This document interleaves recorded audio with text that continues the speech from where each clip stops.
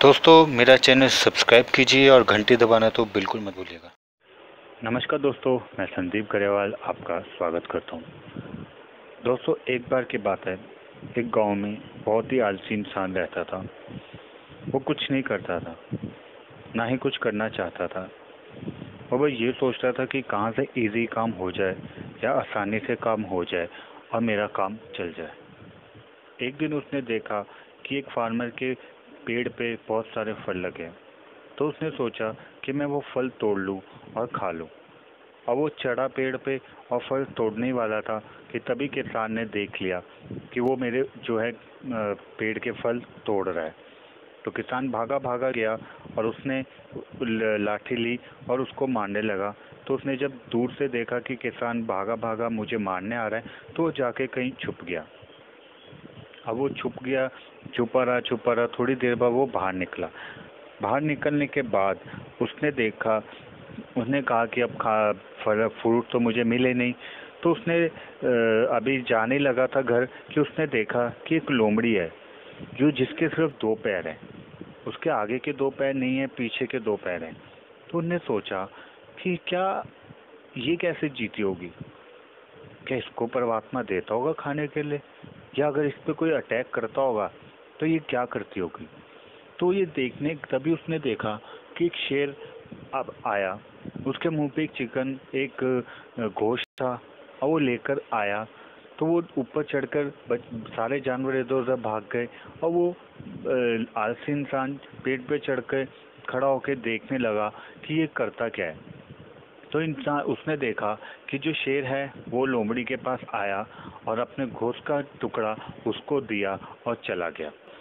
तो वो बड़ा हैरान हुआ।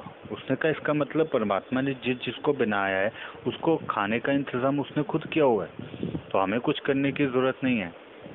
तो दोस्तों, हम भी कहीं ना कहीं ऐसी धारणाओं में फंस चुके हैं कि भगवान सब कुछ करेगा, हम यहाँ क्या करेंगे। तो दोस्तों, वो एक जगह जाकर बैठ गया और वो बैठकर वहाँ बैठा रहा कि भगवान मेरे लिए भी कुछ ना कुछ भेजेगा। 1 दिन, 2 दिन, 3 दिन गुजर गए, उससे भूख बर्दाश्त नहीं हुई। तो वो बड़ा निराश हुआ, बड़ा दुखी हुआ कि परमात्मा ने मुझे तो कुछ दिया नहीं और उस लोमड़ी को दे दिया। तभी वो एक फकीर के पास गया। उस फकीर को उसने पूरी गाथा सुनाई कि मेरे साथ ऐसा ऐसा हुआ। तो उस फकीर ने पूरी बात समझी। तो पहले तो उसको खाना दिया, पानी दिया और उसको कहा, और फिर उसने कहा कि हे भगवान, हे सन्यासी जी, हे भगवान, ना मुझे ये बताइए कि क्या भगवान सिर्फ उन लोगों की मदद करता है जो उस लोमड़ी के तरह लाचार है। मैं काफ़ी दिन तक बैठा रहा तो उसने मेरी मदद क्यों नहीं करी। तो उस सन्यासी ने कहा कि भगवान सबकी मदद करता है, तूने गलत अर्थ ले लिया उसका। तूने देखा कि लोमड़ी की शेर ने मदद की है, तो भगवान ने तुझे लोमड़ी बनने को नहीं, शेर बनने को कहा था। मतलब कि तुझे देना सीखना चाहिए था, ना कि ये कि मैं बैठकर खा सकूं। यही गलत धारणा है दोस्तों, हम अपनी ज़िंदगी में लेकर चलते हैं। हमें अगर कोई चीज़ समझाई जाए तो हम उसकी नेगेटिव पॉइंट पकड़ लेते हैं। हमने ये नहीं देखा उस आलसी इंसान ने कि शेर की तरह मैं भी कुछ करूं और किसी को कुछ दूं। उसने ये देखा कि क्यों ना मैं लोमड़ी मर जाऊं।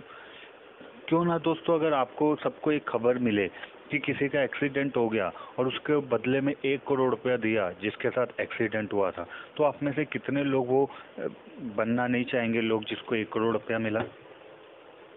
याद है दोस्तों, बहुत पहले की बात है कि एक बार एक घटना घटी थी कि एक बच्चा जिसका नाम प्रिंस था वो गड्ढे में गिर गया था। तो कितने माँ बाप ने ये कोशिश की या ये सोचा था कि काश मेरा बच्चा गिर जाता और मुझे इतने पैसे मिल जाते, इतना पॉपुलैरिटी हो जाती।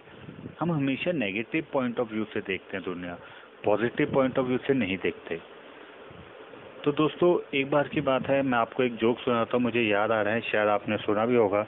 एक बार एक शराबियों की भीड़ में एक बंदा आया पानी लेकर और शराब लेकर। वो दिखाना चाहता था एक्सपेरिमेंट से कि शराब कितना नुकसान पहुंचाती है। तो उसने कीड़ा लिया और पानी में डाल दिया। तो थोड़ी देर में पानी से कीड़ा बाहर निकल कर आ गया। फिर उसने क्या किया, कीड़ा लिया और शराब में डाल दिया और कीड़ा थोड़ी देर में ही मर गया। तो उसने कहा कि ये देखकर जरूर शराबियों को कुछ ना कुछ अक्ल आई होगी, कुछ ना कुछ सीख मिली होगी। लेकिन शराबियों से उसने पूछा कि आप इस घटना से कुछ समझे? तो एक शराबी ने कहा हाँ जी समझे। तो उन्होंने कहा क्या समझे? सर इससे हमें ये समझ आता है कि शराब पीने से पेट के कीड़े मर जाते हैं। ठीक है दोस्तों, मैं अपनी बात यहीं ख़त्म करता हूँ। आशा करता हूँ कि आप भी चीज़ों को पॉजिटिव पॉइंट से लेंगे, खुश रहेंगे, आनंदित रहेंगे। थैंक यू दोस्तों मेरी बातें सुनने के लिए। आपके भीतर बैठे परमात्मा को धन्यवाद। आपका दिन शुभ रहे।